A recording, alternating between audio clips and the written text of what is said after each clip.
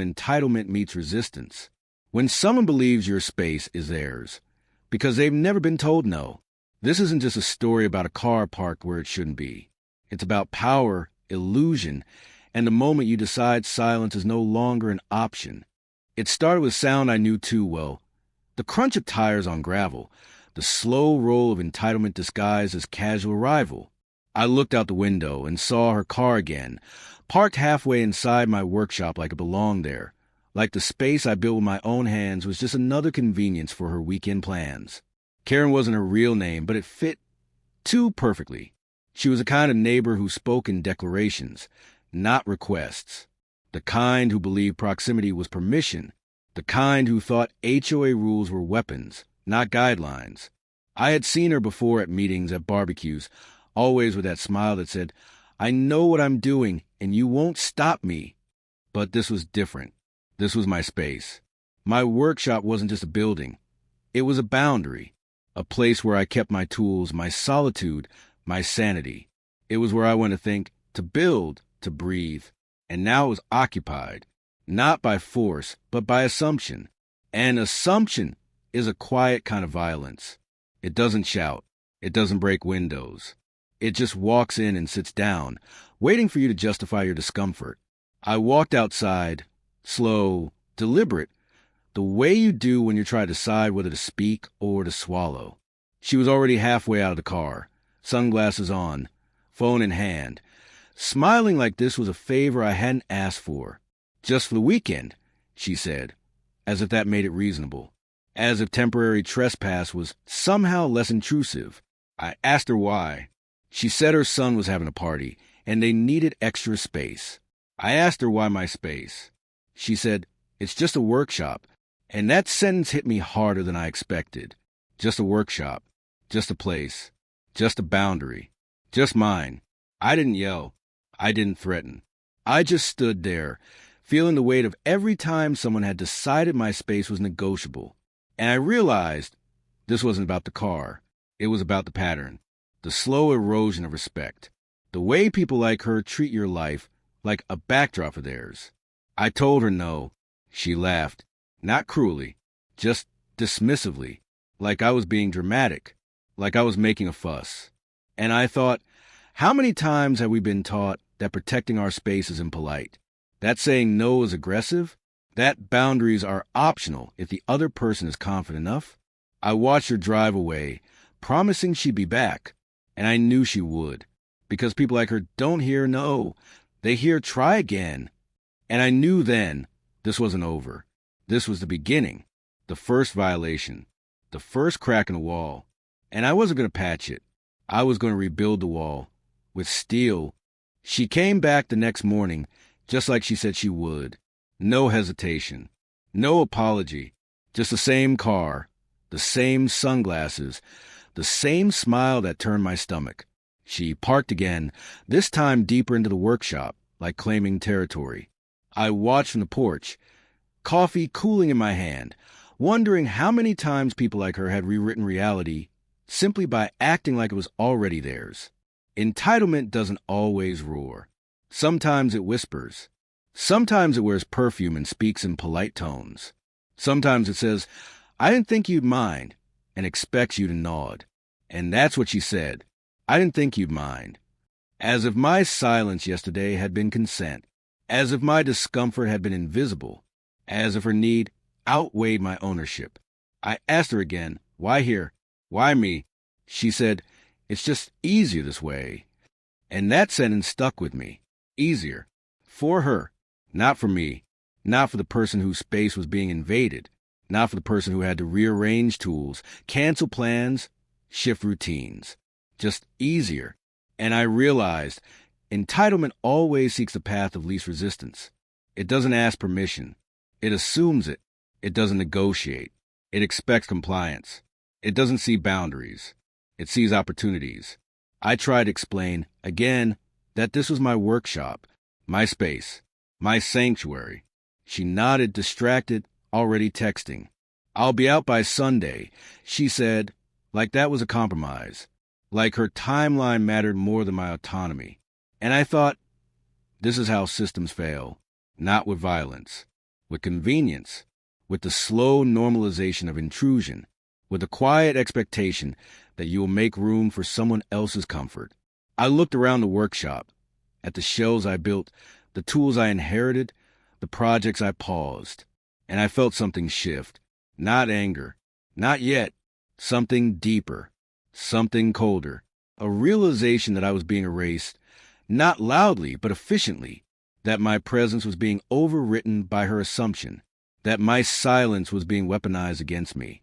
I walked back inside, didn't say another word, because words weren't working, because logic wasn't landing, because entitlement doesn't listen. It waits for you to give up, and I wasn't going to give up. I was going to respond, not with confrontation, with consequence. I started planning, not revenge, not cruelty, just clarity, just a way to make the boundary visible, tangible, unmistakable, because if she couldn't hear no, she would have to feel it. And I kept thinking, how many times have we let people take? Because it's easier than fighting. How many times have we allowed intrusion? Because resistance is exhausting. How many times have we mistaken politeness for peace? I wasn't going to make that mistake again. She thought she had permission. She thought my silence was surrender. She thought my workshop was available. She was wrong. I didn't sleep that night, not because of fear, because of clarity. There's a moment when discomfort crystallizes into decision, when the weight of being polite finally collapses under the truth of being disrespected. That moment came at 3:17 a.m. when I walked into the workshop and saw her car again, parked like a monument to entitlement. I stood there in the dark, the moonlight slicing through the rafters, illuminating the hood of her SUV like a spotlight on a trespass. And I thought, this is not a misunderstanding. This is a declaration. She's not confused. She's confident. She believes she belongs here. And that belief is more dangerous than any threat, because it's not loud. It's not violent. It's systemic. It's the kind of belief that's been rewarded her whole life. The kind that says, if I want it, it must be mine. I walked around the car slowly, like inspecting a crime scene. Every detail felt symbolic. The way she parked diagonally, the way her bumper nudged my workbench, the way her tires crushed the wildflowers I planted last spring. I didn't feel rage. I felt resolve. I opened my toolbox, not to destroy, to define, to draw a line that couldn't be ignored. I pulled out the welder, the clamps, the steel rods I'd been saving for a project that never came, and I began, slowly, methodically, welding the garage door shut from the inside, not to trap, to teach, to make visible what she refused to see. Every spark was a sentence. Every weld was a boundary. Every hiss of metal was a reminder. This space is not yours. This silence is not surrender. This workshop is not available. I worked for hours, sealing the door, reinforcing the frame, making sure that when she returned, she would face something undeniable. Not violence, not vengeance, consequence. I left a note on the windshield. Not cruel, just clear. You parked in my space. Now you'll wait in it. I didn't sign it. I didn't need to. The message was in the steel. I packed my bag, locked the house, and drove away, not to escape, to breathe, to reclaim the space she had occupied in my mind. I went to the lake. No signal, no noise, just water, wind, and the sound of my own thoughts finally uncluttered. And I thought, this is what resistance looks like. Not shouting, not confrontation, just refusal, just a quiet, deliberate act of saying, no more. I didn't check my phone. I didn't wonder what she'd do, because it didn't matter. The point wasn't a reaction. The point was my decision. The point was a shift from victim to architect, from passive to precise, from erased to undeniable. And I knew, when I returned, the story would be different, because I had changed the ending. I returned 3 days later. The lake had been quiet, cleansing, but the silence I carried back was heavier than when I left. I pulled into the driveway and saw her car still there, exactly where I left it. But something had changed. The air was different. The tension wasn't mine anymore. It belonged to her. She was standing outside the workshop, arms crossed, pacing like a caged animal who couldn't understand why the world had stopped obeying her. I stepped out of my truck slowly, deliberately, and she turned to face me. Her expression wasn't angry, it was confused. Like reality had betrayed her. Like the rules she thought she lived by had suddenly rewritten themselves. "You welded it shut?" she asked, voice trembling with disbelief. I nodded. No apology, no explanation, just truth. "You parked in my space," I said. "I made sure you stayed in it." She sputtered something about legality, about property rights, about the HOA, but her words fell hollow, like echoes in a room that no longer cared. I didn't argue. I didn't defend. I just stood there, letting the silence do the work. Because silence, when chosen, is power. And she felt it. She felt the shift from control to consequence, from assumption to accountability. She called the HOA. They came, 3 board members, all dressed like they were attending a brunch, not a reckoning. They asked me why I did it. I asked them why they didn't stop her. They said it wasn't their responsibility. I said it wasn't mine either, until she made it mine. They tried to mediate. I refused, because mediation is for misunderstandings. This was not a misunderstanding. This was a violation. And violations deserve response, not negotiation. They threatened fines. I welcomed them. They threatened legal action. I invited it. Because sometimes the only way to expose a broken system is to let it try to punish you for defending yourself. Karen stood there, watching, waiting for someone to rescue her. But no one did, because entitlement is loud, but it's also fragile. It crumbles when faced with consequence. It shrinks when met with resistance. It disappears when the system it relies on refuses to bend. I watched her leave that day, car towed, pride bruised, narrative shattered. And I thought, this is what fallout looks like. Not fire, not fury, just the quiet collapse of illusion, the slow unraveling of a story she thought she controlled. And I didn't feel victorious. I felt clear, because clarity is a real reward. The moment you realize you don't owe anyone your space, your silence, your surrender. The moment you stop explaining and start enforcing. The moment you stop asking and start acting. That was the fallout, and it was beautiful. Space is not just physical. It's psychological, emotional, philosophical. It's the invisible architecture of selfhood, the place where identity breathes, where autonomy lives, where dignity is protected. My workshop was never just a building. It was a boundary, a declaration, a sanctuary carved out of a world that constantly demands access. And when Karen parked inside it, she didn't just move a vehicle. She trespassed into something sacred. She treated my space like a convenience, like a spare room in a house she didn't build.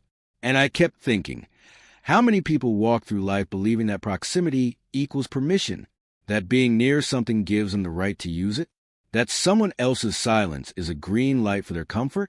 But space is not neutral. It's not empty. It's filled with memory, with intention, with labor. Every shelf in my workshop held a story. Every tool had a lineage. Every corner was shaped by choice. And choice is sacred, because it's the one thing no one else can own. Karen didn't see that. She saw utility. She saw availability. She saw something she could use. And that's the problem with entitlement. It doesn't recognize soul. It only sees surface. It only sees what it wants. I started thinking about boundaries, not just mine, but everyone's. How often are they crossed without consent? How often are they dismissed as overreaction? How often are they treated like obstacles instead of protections? We live in a world that rewards intrusion, that celebrates access, that teaches us to take before we ask. And when someone resists, they're labeled difficult, aggressive, unreasonable. But resistance is not aggression. It's self-respect. It's the refusal to be erased. It's the insistence that space matters.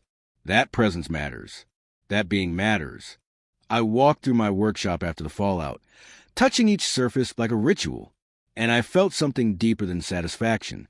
I felt restoration, not of property, of principle, of the idea that boundaries are not barriers. They're declarations. They say, this is mine. They say, this is sacred. They say, you don't get to decide. And I realized protecting space is not about exclusion.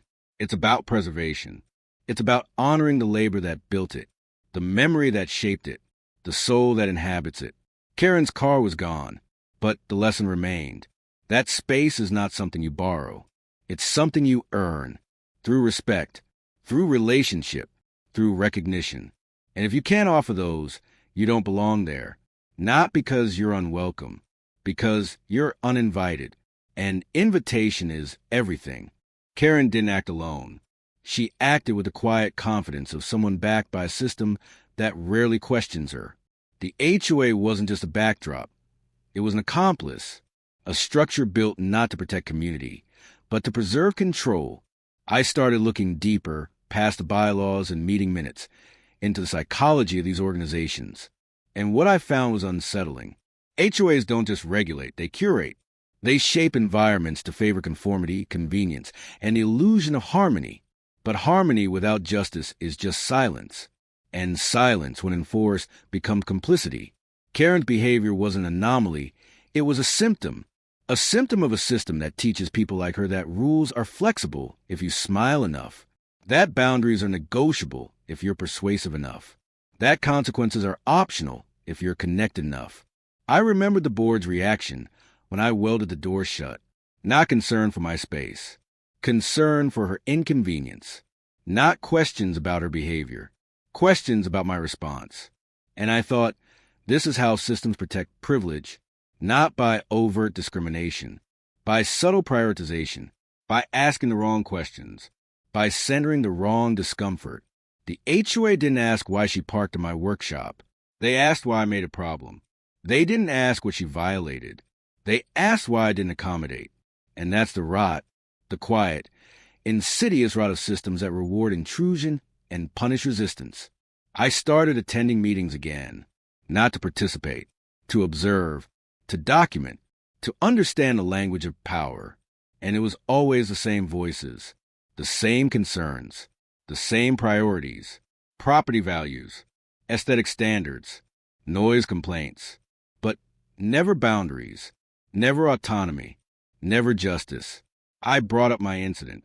They called it unfortunate, not unacceptable, not unethical, just unfortunate, as if it were weather, as if it were unavoidable.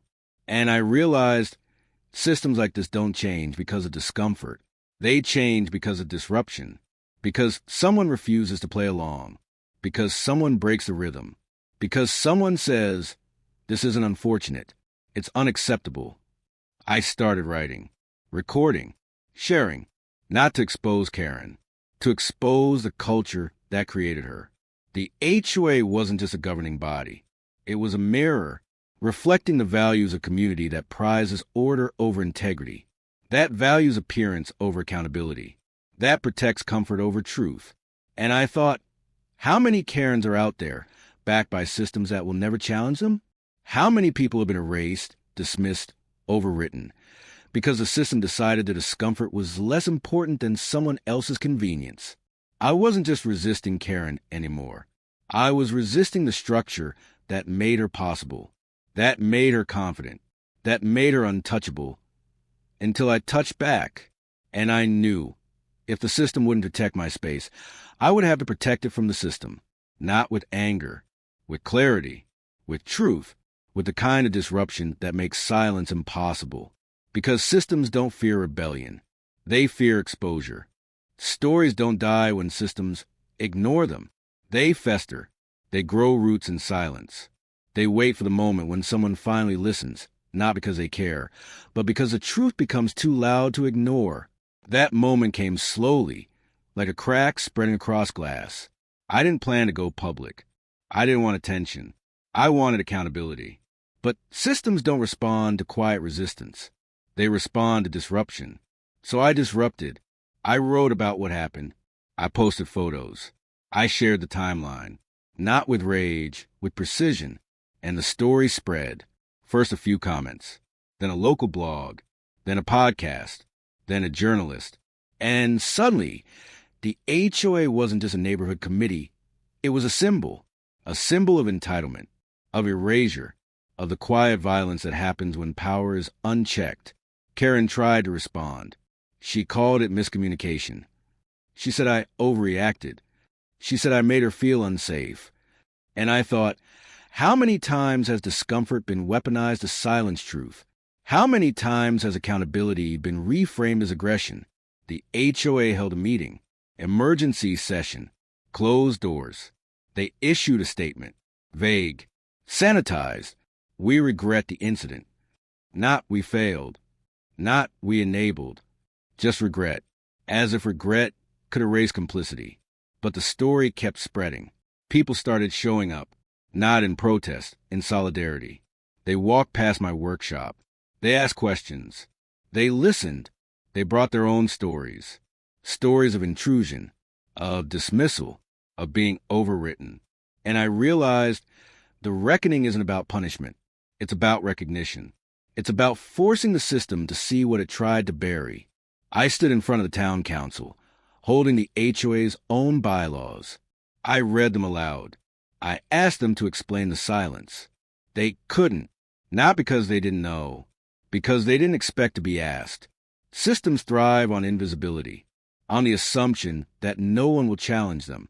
But I did, and others did, and the reckoning began, not with fire, not with fury, with truth, with testimony, with a quiet, relentless insistence that what happened mattered, that space matters, that boundaries matter, that stories matter. The HOA tried to move on, but the story wouldn't let them, because stories, once spoken, don't go back to sleep. They echo, they haunt, they demand reckoning. And this one got it. The workshop is quiet now, not because it's empty, but because it's reclaimed. The car is gone. The noise is gone. The assumption is gone. But the story remains. And stories, once awakened, don't sleep again. I walk through the space differently now, not with caution, but with reverence. Every tool feels heavier. Every surface feels sacred. Not because they changed, but because I did. Because I understand now that space is not just something you occupy. It's something you defend. And defense is not always loud. Sometimes it's steel. Sometimes it's silence. Sometimes it's the refusal to explain. Karen moved out 6 months later. Not because of me. Because the story followed her. Because the illusion cracked. Because the system couldn't protect her from truth. And truth, once spoken, becomes contagious. The HOA changed its policies. Not dramatically. Just enough to acknowledge that boundaries matter. Just enough to pretend they were always listening. But I wasn't interested in their apology. I was interested in the aftermath. In the way people looked at me differently. Not with fear. With recognition. With the quiet respect that comes when someone refuses to disappear. I started writing more. Not about Karen. About space. About boundaries. About the philosophy of refusal. I gave talks. I taught workshops. I helped others reclaim their own sanctuaries. And I realized the aftermath isn't about closure. It's about continuation. It's about what we carry forward. What we refuse to forget. What we refuse to surrender.